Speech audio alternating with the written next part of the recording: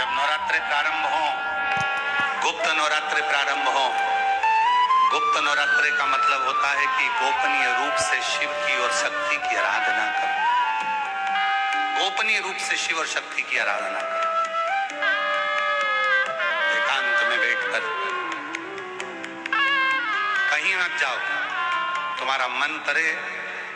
गुप्त नवरात्रि में 24 घंटे में से अगर 5 मिनट निकाल लो और 5 मिनट बैठकर कुछ मत करो, अपने हाथ में भी अगर एक गुप्त रुपया, कोई सिक्का, 1, 2, 5, 10, जो भी सिक्का तुम्हारे पास में हो, चांदी का हो या 1 रुपया का हो या सोने का हो या हीरे का हो, जो भी हो तुम्हारी मर्जी, या अपना ये रुपया जो आप लोग आरती में चढ़ाती हो, कोई सा भी 1 रुपया अपने हाथ में रखकर बेलपत्र के साथ अगर प्रतिदिन शिव के मंत्र का जाप करती हो और मां आदिशक्ति के नाम का एक दीपक शिव के मंदिर में अगर लगा देती हो या देवी के मंदिर में शिव के नाम का दीपक लगा देती हो और वो रुपया, वो बेलपत्र 9 दिन तक अपने हाथ में रोज रखना है। 5 मिनट रखो, 2 मिनट रखो और उस रुपए और बेलपत्र को अपने पास रखो। 9वां दिन पूर्ण हो, बेलपत्र शिव को समर्पित कर दो और वो रुपया शिव जी को स्पर्श कराकर वापिस अपने हाथ में लेकर अपनी अलमारी में या तिजोरी में रखो। वो गोपनीय गुप्त नवरात्रि आपके जीवन में ऐसी संपदा। श्री शिवाय नमस्तुभ्यम। जय माता दी भक्तों, गुरुजी द्वारा इस वीडियो में गुप्त नवरात्रि के बहुत सारे उपाय बताए गए हैं। जिन लोगों का ब्याह नहीं हो रहा है, जो मकान नहीं ले पा रहे हैं या जिनकी नौकरी नहीं लग रही है, तो कृपया वो इस वीडियो को पूरा देखें और घर पर ही ये उपाय ज़रूर करें और अपने बच्चों को भी कराएं। प्रसन्न करने के लिए अग्नि की जरूरत पड़ती है और शिव को प्रसन्न करने के लिए जल की जरूरत पड़ती है। कल की कथा में कहा था, जितने देवी के उपासक हैं या अष्टमी नवमी पूजने वाले हैं, वो कंडा जलाकर, गोबरी जलाकर, गाय का गोबर सूख जाता है उसको जलाकर उसमें धूप छोड़ते हैं। मालपुआ या पूड़ी या खोट या सब्जी जो भी बनता है उसको छोड़ते हैं। अष्टमी नवमी पर पूजन करते हैं, धूप देते हैं, अग्नि में छोड़ते हैं। क्यों छोड़ते हैं? क्योंकि देवी अग्नि से प्रसन्न होती है और शिव जल से प्रसन्न होता है। देवी अग्नि से और शिव जल से। उसकी प्रसन्नता हमें सुख देती। केवल 4 नवरात्रे होते हैं, 2 गुप्त होते हैं, एक चैत्र का होता है, एक शरदी होता है। केवल 4 नवरात्रे ऐसे होते हैं जिन नवरात्रे में शिव जी के मंदिर में अगर दीपक भी लगाया जाता है तो लंबी बत्ती का लगाया जाता है। बाकी के समय में शिव के मंदिर में गोल बत्ती का दीपक लगता है।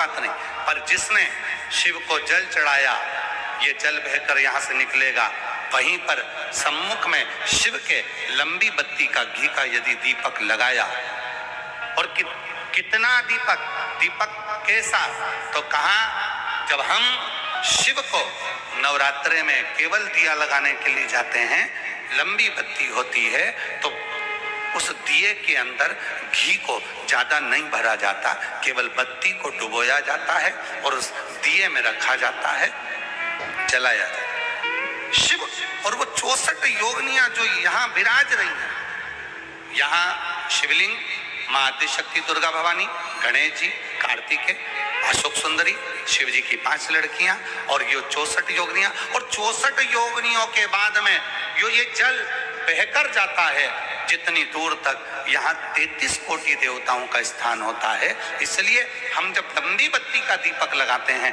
जल चढ़ाकर नवरात्रे में, तो शिव की आद्य शक्तियां हमको सुख प्रदान करना प्रारंभ कर देती हैं और हमारे भंडार में कोई कमी नहीं होने।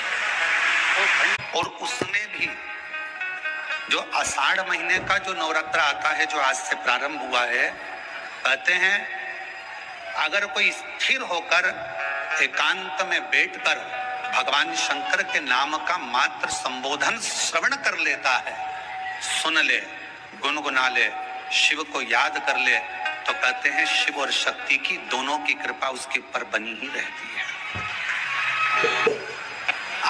से नवरात्रे प्रारंभ हुए हैं 9 दिन तक।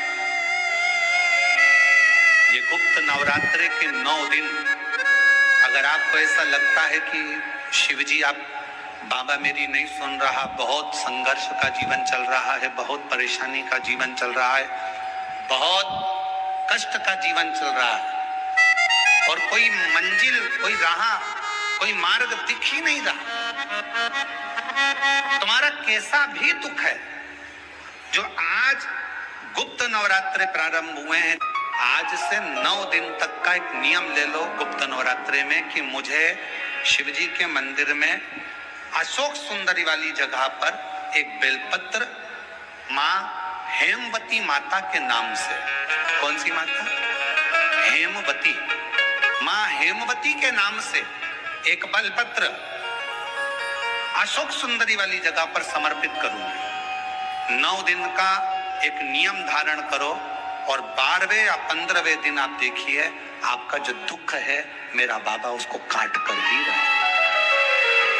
गुप्त नवरात्रे जो आज से प्रारंभ हुए हैं, गुप्त नवरात्रे जो आषाढ़ महीने का ये गुप्त नवरात्रा है, इस नवरात्रे में हेमवती माता का स्मरण करना, एक बेलपत्र का पूजन करना, या एक बेलपत्र के वृक्ष के नीचे आप 9 दिन तक भी, अगर मंदिर तक भी नहीं जा सकते, मंदिर में आप बेलपत्र रखने नहीं जा सकते, तो आपके घर के आंगन में, द्वारे पर, बगीचे में, आपके घर के पास अगर कोई बेलपत्र का पौधा है, वृक्ष है, उस बेलपत्र के वृक्ष के सामने एक बेलपत्र का पत्ता रखकर भी अगर आप उस पर जल चढ़ा रहे हैं या पूजन कर रहे हैं हेमवती माता के नाम से, तो उसका फल आपको मिलेगा।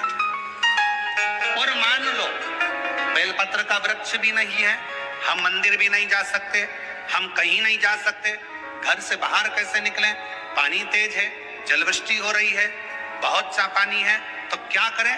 अपने घर में जो शिवलिंग है, तुम्हारे घर में अगर जो शिवलिंग है, तुम्हारे घर में जो शिवलिंग विराजमान है, उसी शिवलिंग के साक्षी में, सम्मुख में भी अगर हेमवती माता का नाम लेकर अगर एक बेलपत्र समर्पित करोगे 9 दिवस तक, तो उसका फल मिलेगा जरूर, उसका फल मिलेगा। फिर से बोलो, कौन माता? हेमवती। कौन है ये? शिव महापुराण की कथा कहती है, जब माता पार्वती जी हिमालय राज के घर में प्रगटी और हिमालयों की कंदरा में बैठकर मां पार्वती जी तब साधना में लीन हुई, जितनी परीक्षा भगवान शंकर ले सकते थे शिव जी ने सारी परीक्षा ली। ब्रह्मदेव परीक्षा लेने आए, भगवान नारायण परीक्षा लेने आए, इंद्रदेव आए, सप्तऋषि आए, सारे साधु संतों को परीक्षा लेने भेजा, पर मां उन परीक्षाओं में पास होती चली गई। तब भगवान शंकर ने दर्शन देकर कहा, पार्वती आज से तुम्हारा नाम हेमवती रहेगा।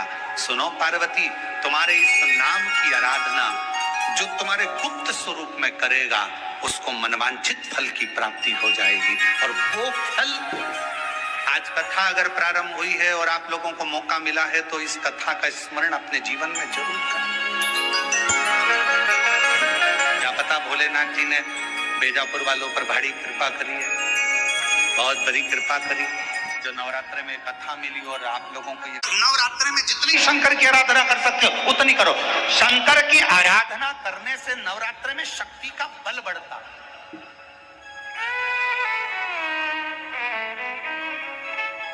शक्ति का बल।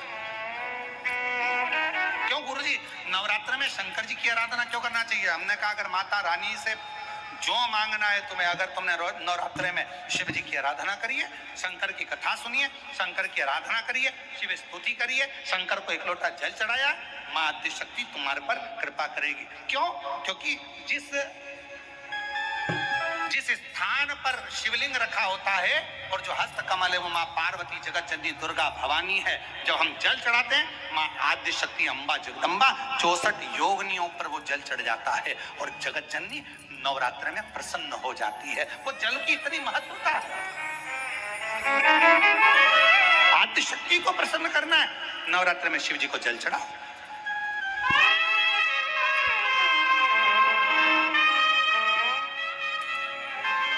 कोई बेटा बेटी है, कोई एग्जाम दे रहा है, कंपटीशन एग्जाम में बैठ रहे हैं, सर्विस के लिए जा रहे हैं, नौकरी के लिए जा रहे हैं, नौकरी नहीं लग रही है, हम कहेंगे लाल पुष्प की पत्तियों को प्रत्येक किसी भी नवरात्रि के अंदर, नवरात्रि के अंतर्गत 9 दिन का तुम नियम बना लो। जैसे कई माताओं का नियम रहता है, मेरा व्रत है, मैं दूध पर 1 गिलास दूध पर व्रत करूंगी, मैं नंगे पैर चलूंगी, मैं ये व्रत करूंगी, मैं वो व्रत करूंगी। मैं बेटा बेटियों से कहूंगा, नवयुवक बच्चों से कहूंगा, अगर आप कंपटीशन एग्जाम में बैठ रहे हो, अपनी पूरी मेहनत करो, पूरा परिश्रम करो, रात दिन एक करो और लगे रहो, और 9 दिन तक नवरात्रि में 9 लाल फूल की 9 पंखड़ियां या 9 कोई भी चावल लाल कलर में कर कर, कुंकुम में कर कर, अगर माँ जगत जननी के मंदिर में नहीं जा सकते, माँ भीड़ रहे, तो शिवलिंग की जो जलाधारी है, जहां पानी गोल घूमता है, इस जलाधारी पर कहीं पर भी नवरात्रे में 9 दिन तक या तो लाल फूल की पंखड़ी 9 या 9 चावल के दाने लाल कलर कर कुंकुम में, लाल चंदन में उस स्थान पर चढ़ाना प्रारंभ करो। 9 दिन के बाद तुम्हें 15 दिन और निकलेंगे, उसके बाद तुम्हें खुद लगेगा कि तुम्हारी जॉब, तुम्हारी नौकरी तुम्हारा बाबा ने लगाया है। शक्ति का बल, परिश्रम जरूर करना, मेहनत जरूर करना, रात दिन पढ़ाई एक साथ करना और अपने परिश्रम को नहीं छोड़ना। मेहनत जरूर करो पर साथ में ये प्रयोग भी करो नवरात्रि का। देखो शिव और शक्ति का बल तुम्हें प्रसन्नता देता है कि नहीं देता। शिव शक्ति का बल हमें प्रसन्नता देता है कि नहीं देता।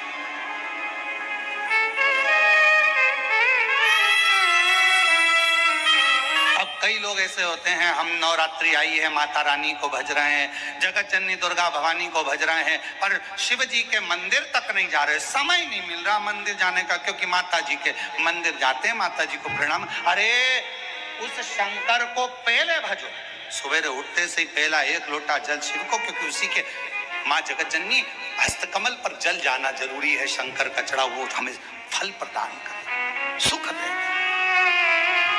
आनंद दे। और महादेव नमन चरणों में स्वीकार कीजिए, सबका किया है मैं